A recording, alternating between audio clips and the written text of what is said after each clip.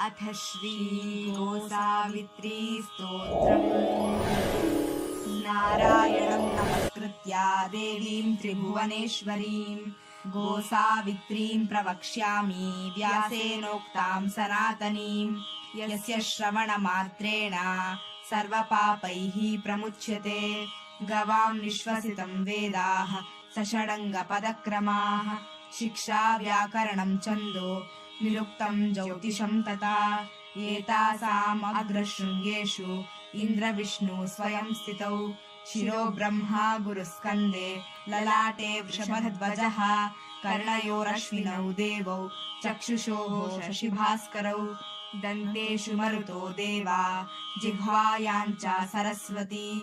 कण्ठे च वरुणो देवो हृदये हव्यवाहनः। उदरे पृथिवी देवी सशैलवनकानना। ककुतिद्यौ स नक्षत्र पृष्ठे वैवस्वतो यमः। पूर्वोऽस्तु वसवो देवाः वायुर्जङ्गे समाश्रितः। आदित्यस्त्वाश्रितो बाले साध्याः सर्वाङ्गसन्धिषु। अपाने सर्वतीर्थानि गोमूत्रे जाह्नवी स्वयं। धृतिर्पुष्टिर्महालक्ष्मीर्गोमये संस्थिता सदा। नासिकायां च श्रीदेवी ज्येष्ठा वसति भामिनी। चत्वारः सागरा पूर्णा गवां ह्येव पयोधरे। खुरमध्येषु गन्धर्वाः खुराग्रे पन्नगाश्रिताः। खुराणां पश्चिमे भागे यप्सराणां गणाः स्मृताः। श्रोणीतटेषु पितरो रोमलाङ्गूलमाश्रिताः। ऋषयो रोमकूपेषु चर्मण्येव प्रजापतिः। आरे चतुरो वेदा पुंशब्दे च प्रजापतिः। एवं विष्णुमयं गात्रं तासां गोप्ता स केशवः। गवां दृष्ट्वा नमस्कृत्य कृत्वा चैव प्रदक्षिणं। प्रदक्षिणीकृता तेन सप्तद्वीपा वसुन्धरा। कामधोग्ध्री स्वयं काम धोग्धा सन्निहिता मम। गोग्रासस्य विशेषोऽस्ति हस्तसम्पूर्णमात्रतः।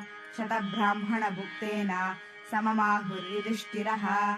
य इदं पठते नित्यं शृणुयाद्वा समाहितः। ब्राह्मणो लभते विद्यां क्षत्रियो राज्यमश्नुते। वैश्यो धनसमृद्धः स्यात् शूद्रपापात् प्रमुच्यते। गर्भिणी जनयेत् पुत्रं कन्या भर्तारम् आप्नुयात्। चतुरात् सायं प्रातस्तु पठतां शान्तिं स्वस्त्ययनं महत्। अहोरात्रकृतैः पापैः तत्क्षणात् परिमुच्यते। फलं तु गोसहस्रस्य इत्युक्तं हि ब्रह्मणा पुरा। गावो मे ह्यग्रतः सन्तु गावो मे सन्तु पृष्ठतः। गावो मे हृदये सन्तु गवां मध्ये वसाम्यहम्। सुरभिर्वैष्णवी माता नित्यं विष्णुपदे स्थिता। गोग्रासं तु मया दत्तं सुरभिर्प्रतिगृह्यता। गावो मे मातरः सर्वाः सर्वे मे पितरो वृषाः। ग्रासमुष्टिं मया दत्तं सुरभिर्प्रतिगृह्यताम्। फलानां गोसहस्रस्य प्रदद्यात् ब्राह्मणोत्तमे। सर्वतीर्थादिकं पुण्यम् इत्युक्तं ब्रह्मणा पुरा।